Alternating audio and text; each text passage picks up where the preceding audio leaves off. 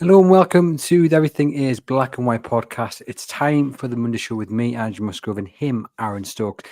And we're going to look back on a hugely disappointing result and performance by Newcastle United down at the Etihad Stadium against Manchester City. Pep Guardiola's men were given the freedom of the pitch and made Newcastle United suffer, hitting them for 4. We'll look at what went wrong, try to pinpoint why it went so bad, and look at what is to come in what is arguably the season-defining segment of this campaign. As always, a huge thanks to our sponsors, NordVPN. You can get your exclusive offer by clicking on the link. With the most you'll pay a month, just £4.53 for the premium plan. That comes with all the usual great protection, as well as 1 terabyte of encrypted cloud storage. I was never very good at maths, but I know that is a lot of storage. Hit the link in our podcast description box to get the deal. Let's get on with this. Aaron, welcome. Newcastle United once again. They've ruined our weekend. Yeah, I'll be honest. I've just lost a little bet with myself there because I was adamant you were going to plug NordVPN by mentioning something about them being much stronger than Newcastle United's weak defence. You've let me down on that one. A weekend ruiner is probably the right way to describe it. And I think in hindsight, did we all get a little bit carried away? No, ahead not of the at game? all. No, not at all. Not think so. Well, I said it would be a point, and I was confident Newcastle wouldn't lose at the Etihad. And people have mentioned this on social media to me, but I stand by my prediction. This was a Man City, not of old, but a Man City of real inconsistency, who've been up and down. We've got a makeshift defence, playing Rico Lewis, who is a fantastic player, but play him at right back against Anthony Gordon, one of the best wingers in the league. Newcastle United should have been all over that game. And I, for one, do not apologise for what I don't actually think was all that, over-the-top optimism. I thought we'd go down and get a point, and there were reasons behind that. And I'm very, very disappointed and frustrated that Newcastle United haven't managed to at least pick up that point. I think there was very much an air of confidence, wasn't there, before the game? Us two were confident of them getting something. Newcastle fans probably going down to the Etihad as confident as they've ever been of getting a result. And obviously what unfolded on the pitch wasn't what many expected in terms of result, definitely in terms of performance. And I think it's such a contrast because we sat in here and you said a couple of weeks ago that you thought Arsenal was probably the best performance or one of them under Howe. And I would argue that Saturday was probably the worst we've seen definitely this season, if not for a long, long time under Eddie Howe. Yeah, it was particularly bad, but we've also seen performances, maybe not to that level, but I don't think too far from that level this season, where they've been really, really bad, where the players have not shown what we know they can do, or they've let the fans down with relatively realistic expectations. First off, hat-trick from Umar Mamouche give Man City an unassailable lead before James McAteer got the 4th. We have so much to pick apart, so much to talk about, because there was so much wrong with this performance that we have to delve into it, as uncomfortable as it might be. But just sum up, Aaron, briefly, your kind of main verdict from what you saw before we do get into to really what went wrong. Look, I think, a 40-minute hat-trick, you've got to take your hat off to Omar Mamouche. He's hit the ground running in the Premier League. He looks a fantastic signing. And I think the wider point is, Manchester City have been able to turn that tap on a little bit, haven't they, and spend a little bit of money in January. And that just shows you what £75 million and 200 grand a week can get you these days. In terms of Saturday, Newcastle United all at sea at the back, from the first goal to the 4th. I think you can pick fault with pretty much all of them, which I'm sure we're going to do, which I wish we didn't have to do. But the main thing for me was I went into that game, as I say, as confident as I probably ever have been going into a game at City. But that's because I expected Newcastle to really give it a go. As you mentioned, this is a City team who've really been struggling. So I thought, you know what, Newcastle will have seen when doing the homework that City are there to be got at. They'll have a go. And instead, we saw a really standoffish, defensive, negative, uninspiring performance, which was really, really not what anyone expected to see. You see the word defensive, but if you look back on the game, they didn't even defend very well at all, did they? And that's one of the things we will pick up on. I always think it's a good that we do these shows usually 48 hours after the match, because it gives us time to come down from the ceiling or pull ourselves up from out of the dirt. We have time to reflect and not jump straight in with that kind of raw emotion and reaction to games. 40 hours on though, Aaron, I'm not sure my viewpoint has really changed from 5:45 on Saturday to what it is now. I don't think mine has either. one positive, and we'll talk about Lewis Miley later, but he was the one positive to come out of that performance. There was nothing else. It was awful. It was terrible, pitiful, unacceptable. And for me, the biggest concern is, and with the criticism of Eddie Howe and the team, we always have to kind of also say there are some defences. You've mentioned it there. City were able to spend the best part of 200 million in January to get themselves out of the hole they've got themselves into. Newcastle United were not, leading to the fact that there is no depth, no freshness. But that only covers, I think, Eddie Howe and the team to a certain percentage. The players on the pitch on Saturday had a week to prepare for this game, had a chance to set the tone for the weeks leading up to the cup final, had the opportunity to get 3 points on a direct rival for the top 4/5. And near enough every single player on that pitch failed to do that on every count. So it's not so much about the new faces that they can't sign as much as they would love to, but is there an attitude problem and a mentality problem? Why weren't they up for this game? Why were they so unenergetic and unorganised? I don't know. I mean, look, lots was made pre-game, wasn't there, about the run they've had at the Etihad. I mean, I've got the stats here. City have lost just one of their last 34 Premier League games against Newcastle, last 35 now. They've won 16 in a row against Newcastle at the Etihad.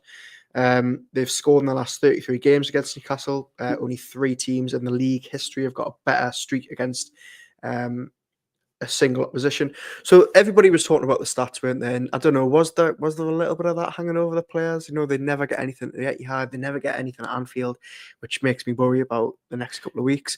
So I don't know. Look, I don't know, but I think that's the only thing you'd really maybe point to and say that was why their attitude was off, because really it shouldn't have been. Because the thing that irks me is, well, how can you go down to the Emirates and get such a good result with such a good performance? How can Liverpool come to St James's Park and you really should beat them? But then you go down to Manchester City. And I mean, I tweeted during the game that it was like watching the Newcastle of pre-2021. It was like, no disrespect, it was like watching a Steve Bruce or a Benitez team at the Etihad rather than Eddie Howe team. So, look, I don't know. But I think just going back to the Man City transfer spend, I think 2 things can be true. And I think Newcastle are definitely feeling the effects of 3 windows with no first-team signings. That they are really looking like a team that needs a fresh face, a spark, a new signing. But also on the same other side of the coin, you can't go at the Emirates, as I say, and put that performance on, and then all of a sudden have a bad defeat at City and go, well, they need players. That crop of players on their day is good enough to get something from City. So that's why it's even more disappointing that they didn't. And I think that's the biggest frustration. And you could probably stretch it across the entirety of this season, really. And Eddie Howe spoke about this in his post-match press conference. And we'll play the clip towards the end because there's another 2 or 3 questions to come from it. But it's about the fact that Newcastle United are better than a 4-0 defeat to Manchester City. They are better than, a 4-1 defeat at Brentford. The starting 11, okay, you're missing Sven Botman, you're missing Joe Linton, but still, that team is good enough to put in a better performance than what we saw on Saturday. And it comes down to the point that a lot of people have made. You will lose games. You will lose games against Manchester City because, yes, they're not the Man City of old, but they're still very, very dangerous. It is the manner in which you lose games. And I think too often this season, we have said, goodness me, they're so far off the pace. And we still don't understand why. I'm not sure even Eddie Howe can understand why. I think post-match, he looked visibly angry, I thought, at what he'd seen, and he has to find the solution, doesn't he? Yeah, he does, he definitely does. But for me, I was really shocked at how Newcastle set up, and not just in the first half, but all the way through the game. It was like they were playing the City of old, but they're not. I mean, I've got City's results here, and in the last couple of months, beating at home to Real Madrid, fair enough, that's probably a one-off. Conceded 5 against Arsenal, lost 4-2 to PSG, threw away a 2-goal lead at Brentford. Dropped points at Everton, lost to Villa, lost at home to a very, very poor Man United, beaten off Juventus, drew with Palace, beaten off Liverpool, drew 3-3 with Feyenoord when they had a massive lead. This is a Man City team that is so beatable this season. How many times did we say this week on these pods, on Twitter, in the pub, you will never have a better chance to go at the Etihad? And what did they do? They just rolled over. They did not lay a glove on them. They didn't go for it. They weren't attacking. It was a really baffling performance and setup for me. And that is the most frustrating thing. They set up 4-3, kind of 3-1, didn't it? What would you have done differently? Because I'm not really sure what else he could have done. I said in the build-up to the game, I would have liked to have seen him play 5 at the back had he had all the options. I would like to have seen what he did against Arsenal James Park at the Etihad, where you have 2 centre-backs and 1 pushes forward every time the ball goes long. Now, it looked to me like they were trying to play that way a little bit without actually having the numbers at the back. But anyhow, didn't have the options to really play that because it would have had to been Kraft coming on. And that obviously then removes an option from the bench for the full-backs. You're saying there you were disappointed with the setup, so just elaborate a little bit more.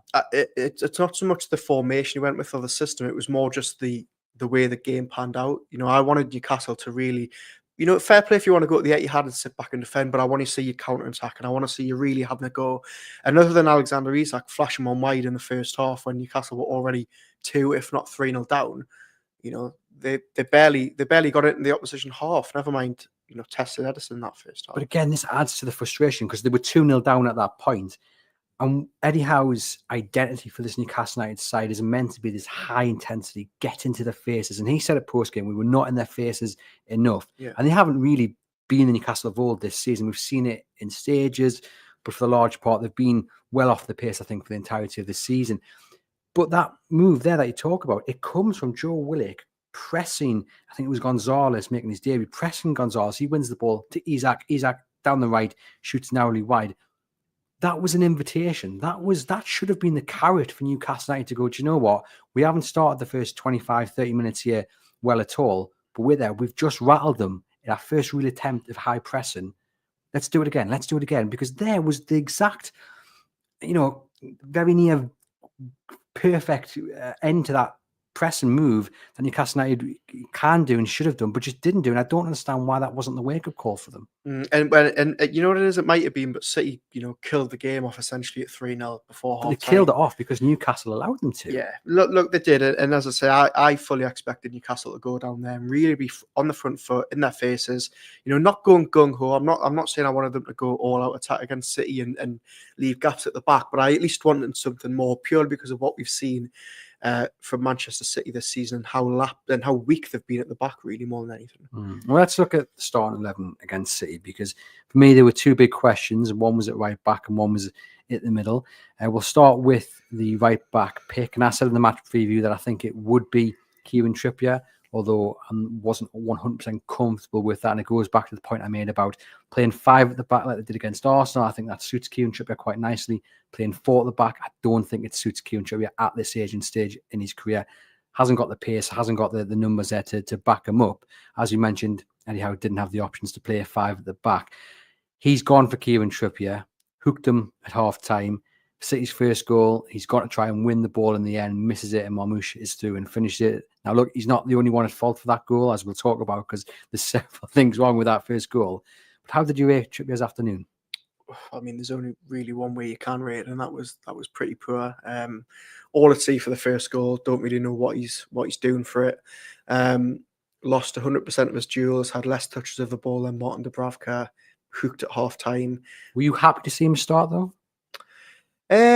Yeah, I mean, if I'm totally honest, I didn't really have any grumblings with the start 11. I wasn't really calling for Tino to come back in, as we mentioned on the pod last week. Has Tino himself maybe been enduring a little bit of a poor patch? Trippier was maybe on a high after the Arsenal game. I had no issues with him starting, but I think how bad it went for Trippier on Saturday may end up costing him in the next couple of weeks, because I don't think anyone would really be surprised if Livramento comes back in from the start against Forest. Let us know in the comments if Livramento gets the nod against Forest on Sunday. Now, the first goal summed up Newcastle's afternoon, really. Came in the 19th minute, and the errors start from the moment City's goalkeeper Edison receives the ball at his feet. The goalkeeper is allowed to walk 5, 6, 7, 8 yards, maybe more, with the ball before pumping it forward. There is no attempt to press him. That is the first error. Isak and Gordon pretty much kind of back off. And then all of a sudden, Isak wakes up and thinks, oh, but I better try and do something. And by that point, Edison's free just to whack the ball up to the top. I don't get it. I do not get it. He is a better passer than most Premier League players. And you've just stood off him and allowed him to pump the ball exactly where he wants. When you have a high-intensity side, you've got to be in the face of the goalkeeper and close off his best asset. They just didn't. You then got Dan Burn, Fabian Schär extremely high, out of position. Trippier's forced to come into the middle, loses the ball, doesn't get to it. Mamouche obviously dinks it over Martin Dubravka, but it's just a goal of just error after error. Yeah, it is. It is from the start. I mean, Isak does make a very, very half-hearted and very late attempt to press Ederson, but by then he's already sort of halfway through his sixth assist of his career. Yeah, look, everything at fault. Trippier will obviously get the most stick for it. I don't know what he's doing, attempting to try and win that ball. Is he not? Is he not? Like, obviously, he doesn't have to go for that ball, but I do think maybe distraction is probably the wrong word. But is it the fact he's having to cover that middle ground?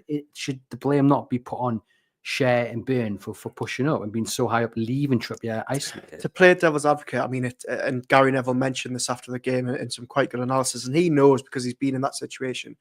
He says runs like that from Marmouche from left to right will kill you as a right back because you're getting dragged so far out of position. Trippier obviously hasn't got the height advantage. As we say, he misjudges it completely, gets it all wrong. And it does look bad watching it back, doesn't it? He doesn't cover himself in glory. But I don't really know who you can point the finger at. Yeah, maybe the two centre-backs. Look, it's a great ball by Ederson. It's a great run. It's a great finish. But that set the tone really for Trippier, I thought. He never really recovered from that. And I don't think the defence really recovered from it. And I think, again, this goes to a wider point, and it's one we've mentioned, but it's worth bringing up again. Martin Dubravka's 36, Kieran Trippier's 34, Dan Burn is 32, and Fabian Schär's 32. I mean, 4 of the back 5 are coming to the end of their career. Let's not beat about the bush. And when you've got a young striker like Marmouche who will burn you a pace, it was just easy for him on Saturday. But you've got to make it difficult for him. And I look at that first goal and I just question what on earth Fabian Schär's doing. Dan Burn as well, but more Fabian Schär. He's practically playing in the midfield as the ball comes over, and it goes back to that point against Arsenal. They were doing that and doing it so well. That's how they controlled the game. But they had 5 players in that defensive unit and one would push forward. Here they didn't, and it just seemed very disorganized. And I'm not really sure what they were doing. What was the instruction there? Because we were speaking about it off air. Was that the instruction? Do you think one of you centre backs push forward and push high? Honestly, I don't know. I mean, it wasn't even the first goal. I think you can look at all 4 of them and think, what on earth were the defence doing? They were all at sea throughout the afternoon.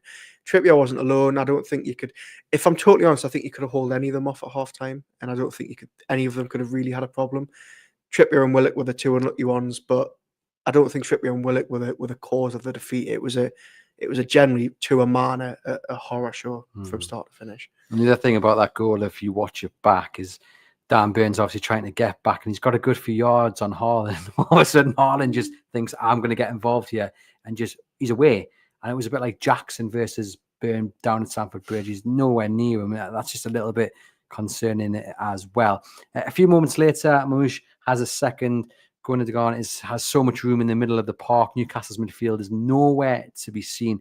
He's allowed to carry the ball forward and play it to the edge of the box into Mamouche, who turns inside and fires home via a little nick off Kieran Trippier. Now, Trippier is fuming at someone. The camera angle doesn't quite show you who he's getting angry at.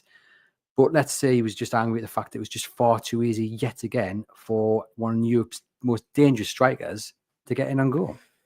Yeah, I mean, we paused it, didn't we, off air? And you look at when Marmouche strikes, there's probably about 7 or 8 Newcastle bodies around him, no one getting close enough. The bit that annoyed me was just giving Gundogan so much time and space in the middle, allowing him to run. Bruno and Tonali are miles off him, and it was far too easy. And I think that really took the sting out of the game, because if Newcastle had maybe bounced back from the first goal and actually, went up the other end and maybe tried to make things happen, who knows what would have happened. But City's, scoring twice in 5 minutes pretty much killed it. But the first, the second, and the third goal really from open play were all equally as bad. I think the third one, which we're going to talk about, unfortunately, was probably the worst for me. But the second, they didn't cover themselves in glory. Yeah, the third one has kept me awake over the last few nights. It is an absolute disgrace. Before we talk about that, I'm going to jump into the comments. We've got Agidius saying, Trips worked hard and called out sloppy play. Not a good game, but a good showing. Kevin says, this wasn't just an exposure of the quality of players, but also the manager. Pep knew exactly how to beat us, how to set up, and Eddie didn't. How can do it against Arteta, who's not at the same level? Now, City's third goal came in the 33rd minute, and it is, for me, the most frustrating one of the entire afternoon. You've had Mamouche score 2 already, and he's just given the freedom of the pitch for this third one. The Savinho, who made light work of Lewis Hall all afternoon is down the right, pulls it back into the middle of the box for Mamouche to hit home. I'm not too fussed about Lewis Hall getting done by Savino. Wingers will often win that race, but you need to stop the man in the middle who's already got a brace against you, and he has been allowed to walk into the box totally unchallenged. For me, Bruno is at fault here. If you watch the replay, Mamouche wants it before Savino's even got it all. He gestures for it. There's a good 9-10 seconds before Mamouche gets into the box and fires home. Bruno only decides to move when it's far too late. It's just not good enough from him or anyone on that pitch in that moment. Yeah, I think the three you can probably single out, I think, is Hall. I don't agree. I think Hall should do better. I think, Savio had his number all afternoon. Bruno, as you say, was 2 laps and getting back, but what on earth is Fabian Schär doing?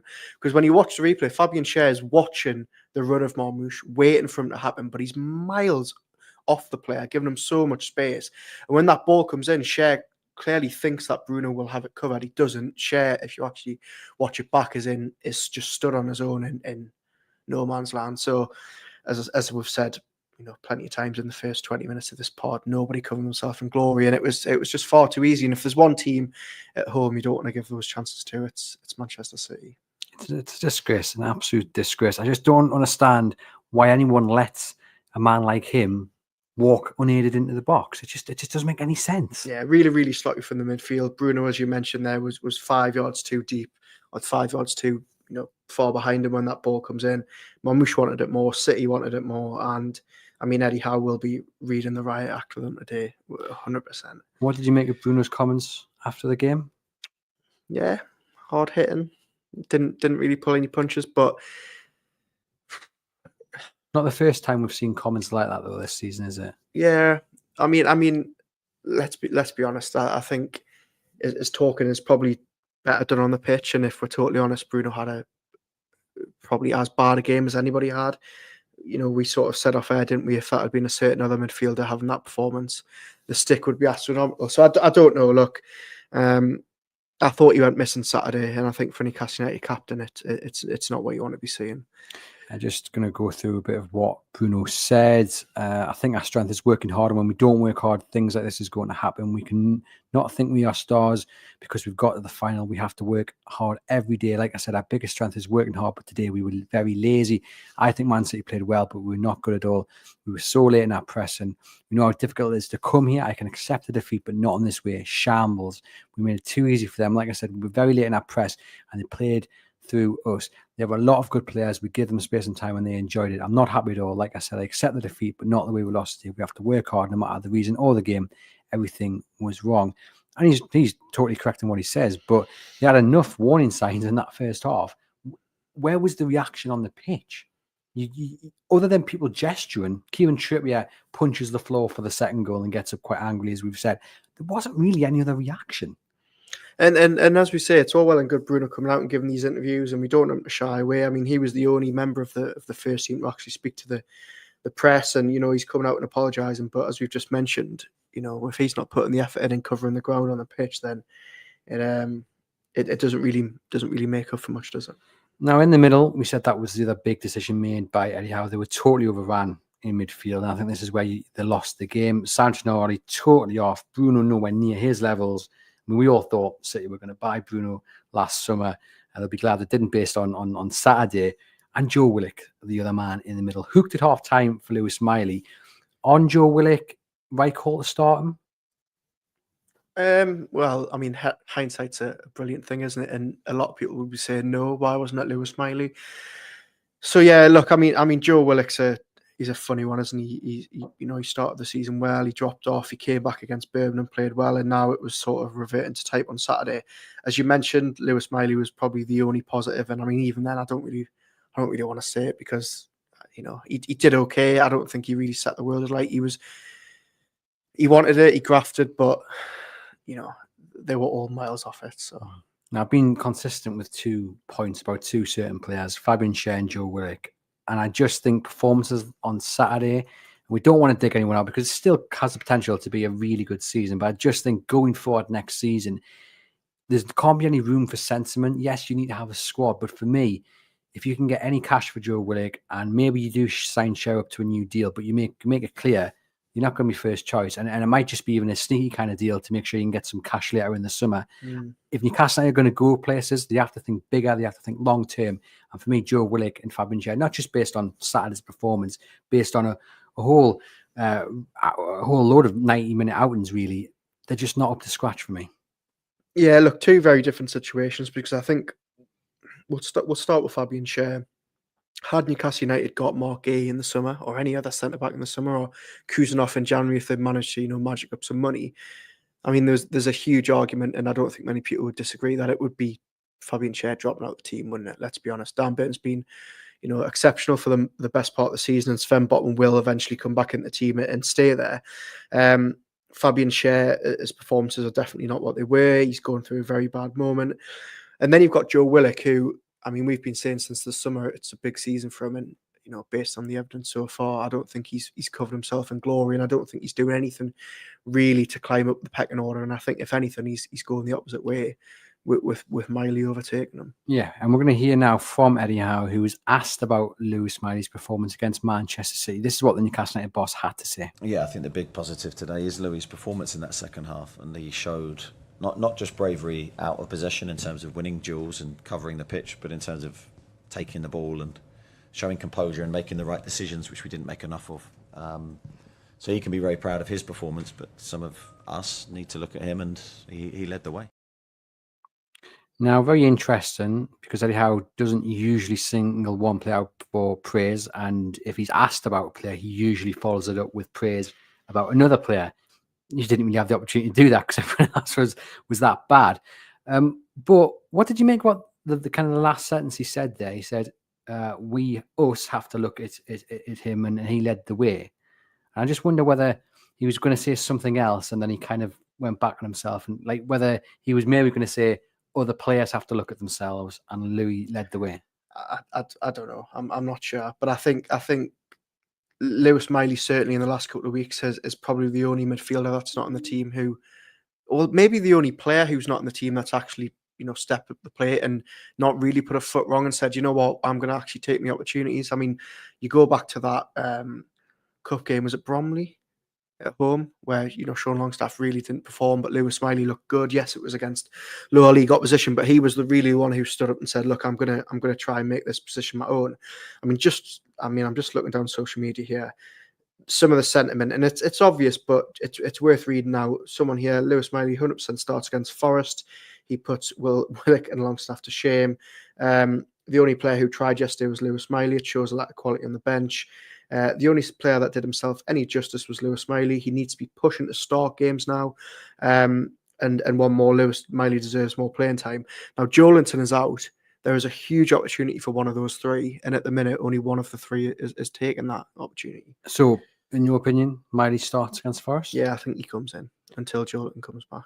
Well, that was the other question. How big was Joelinton on Saturday? Yeah, huge, because it would have been his type of game. We've talked about the midfield getting overrun. By the way, just on a side note, I do actually think Nico Gonzalez looks like a really good player. I think they've gone out and signed somebody who, looks tailor-made to actually fill in that Rodri gap. But that aside, I think it was a game that Joelinton would have thrived in. But look, he's not coming back anytime soon. We don't think he's going to be a touch and go for the final. So, as we say, they need to find a remedy, and maybe Lewis Miley is that remedy. The fourth goal comes in the 84th minute. McAteer with the header. Haaland wins the first versus Burn, and the McAtee gets the better of Tonali. And we've said it 3 previous times already in this episode. Just far too easy yet again. Yeah, just too easy, too simple. McAtee comes on, gets a very easy goal, probably the easiest he'll score in a City shirt for a long time, and it just put the icing on the cake. But let's be totally honest, the game was. I'll be honest, when it was 3-0 at half time, I thought, look, let's look on the positives. Manchester City have thrown these type of leads away before. You never know, but from the very, very early stages of that second half, you knew Newcastle were not getting back into it, and that fourth just sort of rounded off the afternoon nicely, didn't it? Now we can search for answers. We can say they're missing Joelinton. Man City being able to strengthen. Newcastle squad is stretched to the limits. Is the cup final an issue? Is it a distraction? This was another question that was put to Eddie Howe after the game. So we'll play you his answers, and then we'll get Aaron's view on his answer and whether the cup the FA Cup is a distraction. You said after the Fulham game that the players might have had one eye on the subsequent match against Arsenal in the Carabao Cup semi. Now you're in the final, is there a danger a month away that final does become the focus? Because it could be a long month if that is the case. If that is the case, we're in trouble, Craig, because our Premier League season will be over really by the time that final comes around. It can't be the focus. It's on the horizon. It should be a positive. It shouldn't be a negative distraction for us. I'd encourage the players to look at it that way. It's an excitement, but we have to go back to work, and work is the Premier League, the day in, day out. And we have to perform better. That's 3 of our last performances in the Premier League that haven't been good enough. And they've all had similar traits in them. So, back to basics for us, I think, for next week. What do you reckon to that? Was a cup final a distraction? I don't think so. I didn't look at that and think the players have got one eye on Wembley. I think why should there? There's 3 games before then, and as Eddie Howe says, that performance smacked of the performance they dropped at Bournemouth. It smacked at performances they've given in other games this season when the cup final, wasn't even a certainty. So no, I don't think it is. But you do have to think, are we going to see what we saw in 2023 where they dropped points against the likes of Palace and maybe Bournemouth, and they lost at Liverpool and then they lost the cup final? You don't know, but they certainly need to get back on track before then, because as Eddie Howe says, if they don't, then that Premier League season and the top 4 push could be out of their hands by the time mid-March comes around. Yep, certainly so. And he also said there it's about getting back to basics, that 3 of the last games haven't really been good enough. For me, that's a massive concern, because we've sat here over the last few weeks and said they've got to tighten up at the back. The midfield's got to be more in tune with the back line. And now Eddie Howe saying it's back to basics. Like, everything they were good at and have been good at in that winning run, defensively solid, the midfield winning nearly every single battle. In the last few games, it's just been non-existent. Yeah, the worrying thing for me is the consistency or the lack of it, because as we touched on earlier in the show, you drop these amazing home and away performances against Arsenal. You beat Manchester United, you beat Liverpool, you get a point off Liverpool, you beat Spurs away, and then all of a sudden, you're losing at home to Fulham, you're losing at home to Brighton, you're losing at home to West Ham. You're getting a little bit of a scare in the cup off Birmingham. It feels like we've been having this all season, haven't we? Because remember when they had that run before the international break where they beat Arsenal and Chelsea and Forest away, and then they went at home to West Ham and they lost. And I just think there's no real consistency there, which is really unlike this Eddie Howe team. But it's happened 2 or 3 times this season. And I think it's my biggest worry. It's really interesting you say that, because too often I think this season we've heard Eddie Howe say, we weren't quite ourselves today, or we weren't quite at it, or we weren't the Newcastle we know we can be. But we've seen it in enough times this season that actually maybe, and we don't want to say it, but maybe they are Newcastle United. When you look at the way they performed against Man City, and you can say, well, how can you perform against Arsenal and put that in performance in against Manchester City? But there are other games this season, okay, not as bad as that performance against Manchester City, but where they've put in performances that have absolutely stunk the players out. We're talking 5, 6 different examples, and maybe that's just what Newcastle United are. Yeah, and again, maybe does that go back to, again, no strengthening in 3 windows? They look a bit stale. You've got players like Alexander Isak and Lewis Hall and Bruno Guimaraes playing every game because you can't take them out. Are they feeling the effects of that? Can we really blame Lewis Hall for having an absolute stinker on Saturday when he's played, pretty much every game this season, bar 1 or 2? Look, I don't know. I think it's probably more than one thing you can put it down on this inconsistency, but I think definitely, again, and not to sound like a broken record, but I generally do think that the lack of investment it's been glaringly obvious at 3 or 4 moments of this season. We've been wearing the same jeans every day for the last 3 years. You're not going to turn up and fancy dancing, are you? You're just going to let.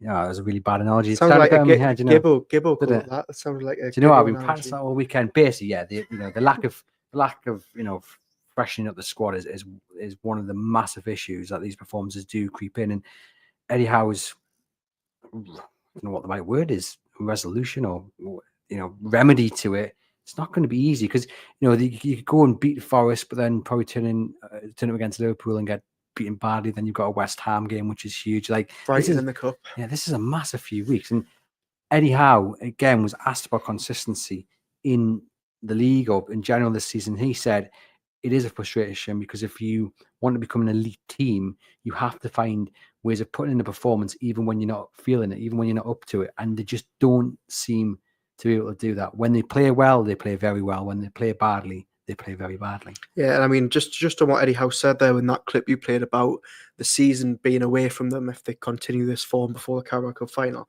They're 7th in the league now. They're below Chelsea. They're below Bournemouth, who are obviously flying. City look like they could potentially pull away as well. Even below them, Fulham have won 3 of their last 4. Villa are in there, 3 points behind them. We know how good they can be. Brighton won 3 of their last 5, 4 points behind them. You know, they're really, really in a very, very strong field for Europe this season. I mean, there's 10 teams there essentially fighting for the top 4. I mean, it's a fascinating season, but Newcastle really could be out of it if they don't get back on track. And what we've said is, you know, really, really tricky fixtures coming up. We've got the kind of phrase and maybe a distraction for those players carrying knocks and still asked to play. Maybe Gordon and Byrne, these players should have been rested. But again, who for? I mean, what, you're going to play Crafton for Byrne? Who's coming on for Gordon? At left back, it's a tricky one, isn't it? We've got Alan saying, let's face it, deep down, we all know it's just a weekend away from the wife and kids and some sightseeing. That performance has shattered my confidence, and I feel sick just thinking about the final. And Brian says, our squad isn't stretched to the limit, only Joelinton and Botman missing. That was our strongest bench this season. Remind me which team had the tough midweek match against Real Madrid and which team had a week's rest. And that is one of the questions being asked. You know, Newcastle United this season was supposed to be making the most of playing once a week. And for the most part, other than that kind of 9-win run, it's not really clicked. It's not really happened.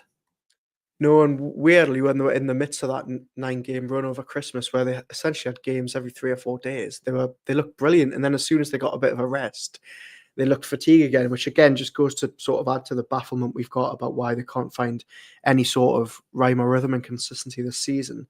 So yeah, look, I don't know. They've got 8 days between City and Forest, then they've got 3 days for Liverpool, 5 days for Brighton. It's a tricky period. Not much rest. What does Eddie Howe do different this week? How does he get them right for Forest? What does he do different to what he did last week? Or was it on the players? Sits the 5 defenders in a room and says, "Put your ideas up." I don't know, because he must be scratching his head as well and thinking, how can we flip flop from one week to the other? I think they need to be. He needs to make sure what he's saying to us, he's saying to them, which I'm sure he is, and not making the final distraction. Which I get that everyone's talking about it, but like, should it be a distraction? It's a month away. Why should the players be thinking about it? Do you think there's a case that because the squad hasn't really got the depth, that the majority of those players know they're in the team? So like, there's not that drive and push to maybe motivate them to try and win their place in the team. It's not like Eddie Howe can come out after Man City and go, every player that played there has to step up because no one is guaranteed a starting place in that final XI for Wembley. When in reality, really, you would say 8, 9 probably are. Yeah, probably right. There's only right back, one of the centre back spots, and if Joelinton's not fit, a midfield spot for grabs. Or in the goalkeeper, maybe. There you go. There's 4 maybe that you could say. But the rest, the rest are, yeah. And I think to continue to improve, to continue to get better, you need that competition, which again doesn't fall on Eddie Howe, and it doesn't really fall on the owners. It falls on the nightmare that PSR has created. And we go back to the fact that City spent all that money this January after having a horrible season by their standards, and they look like they're going to start getting the rewards from that spend. And what we would give for Newcastle United to be in that position, totally unfair as well, because you know they're going for the same prize at the end of the day. Do we just look at it though and say this is football? A lot of people on social media have said that. You know, you look at the run of form they've been on, you look at what still can be achieved this season, you look at the fact that it's Manchester City with new blood. Is it just one of those days, or is that kicking the criticism, kicking the negative elements of that performance down the road? Again, I go back to what I said at the start, and I think there was, do I want to say too much confidence? There was a lot of confidence, wasn't there, before the game on Saturday? And I think maybe some of us, and maybe me included, did just maybe forget or neglect to remember how good City can But be on why a day. shouldn't you be confident? You're Newcastle United. You are No, but on no, a but no, but good run of like, form. right. But let's be honest. And look, I was one of them who was as confident as I've probably ever been going to the Etihad. Look, I've seen some stinkers at that ground in the last 10 years. But was I really taking into account that they've got Phil Foden and Erling Haaland and Marmoush and But with Crystal Palace, like this is the point being, Newcastle United have these ambitions to be an elite side, and at some point on this journey, we have to stop feeling like the underdog. We have to stop feeling like we don't belong. But Going Newcastle should have been the underdog in that game because the City have got better players of them. But City are not the City of old. Yes, okay, they're still one of the best sides in Europe, but they're in a bad moment, really. I know their form picked up slightly, but come on, they've just lost in the dying moments to Real Madrid. They should have been. And I'm not saying people shouldn't have been confident. And as I said earlier, Newcastle should have given it more than a go to try and exploit those weaknesses. But I think there was really on paper, should that result have really surprised us? City beating us at home, do you reckon? And the performance and the manner of it. Do you reckon? I don't know. At what point does this Newcastle United side become that elite side in which they don't fear the top sides, in which they go and say we can beat them? They're not. That starting 11 is not a City.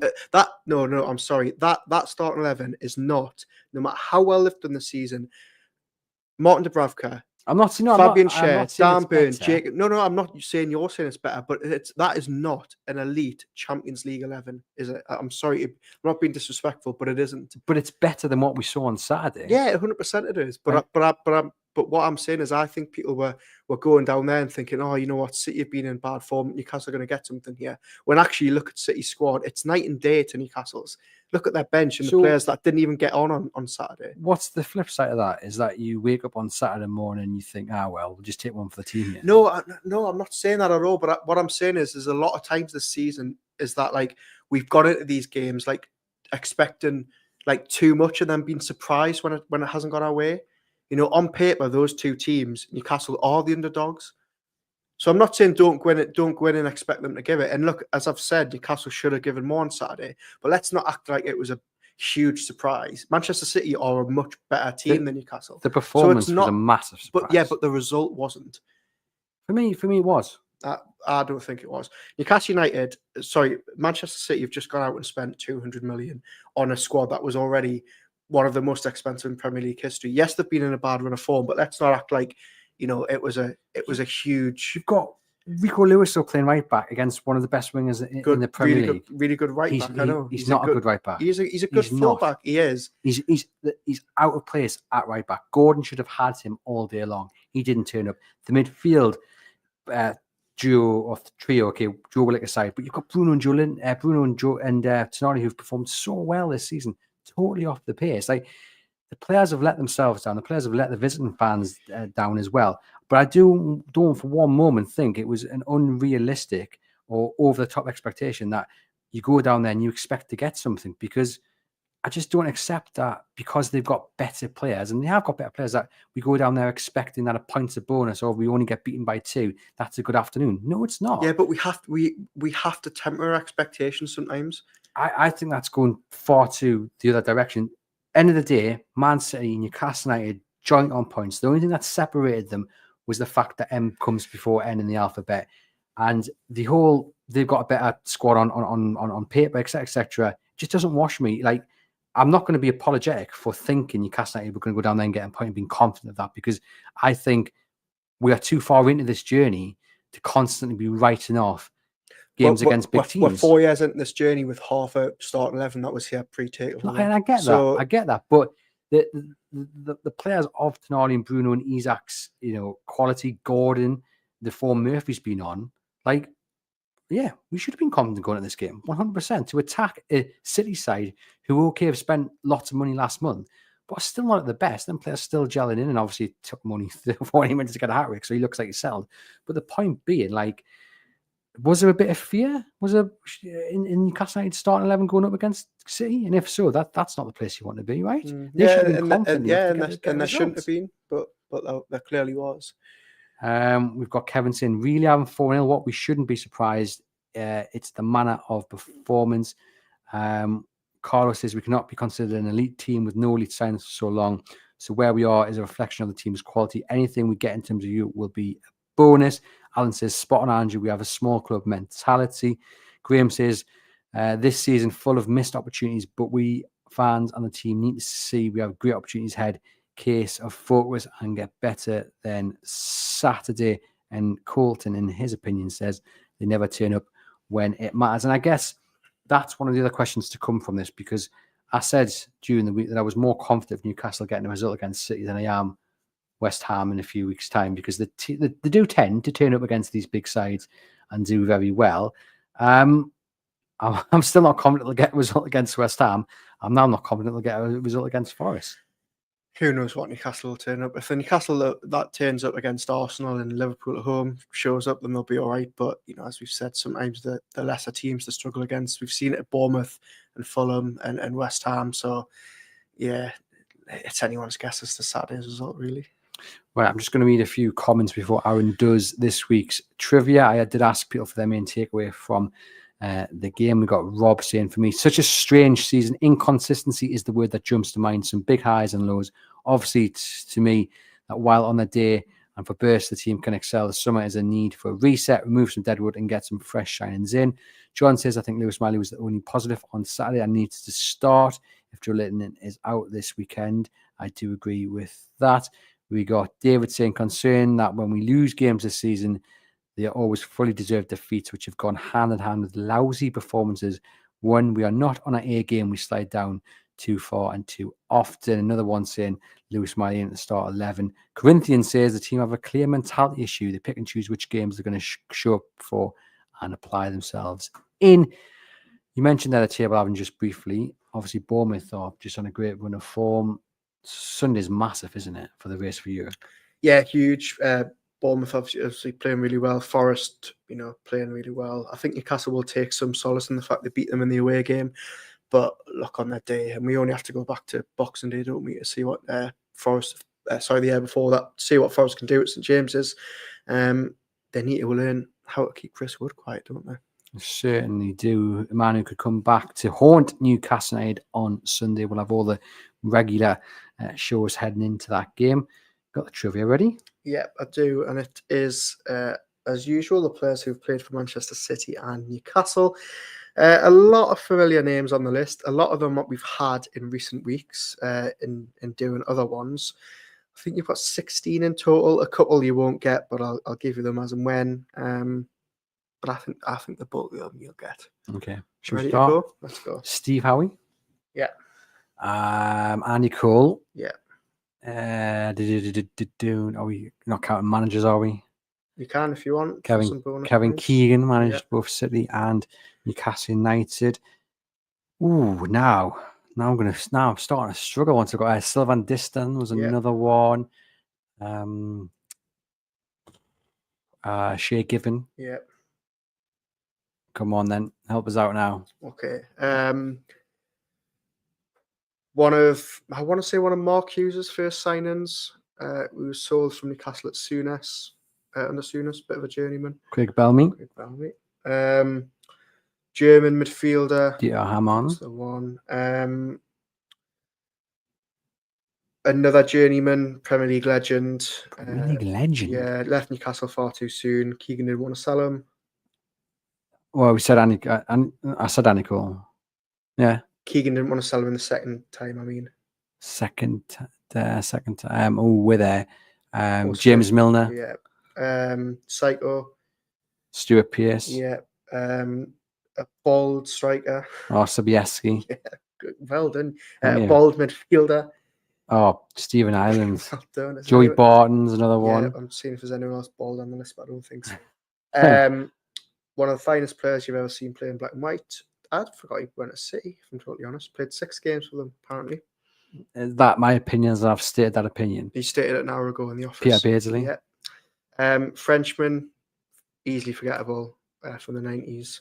Go on. Charvet.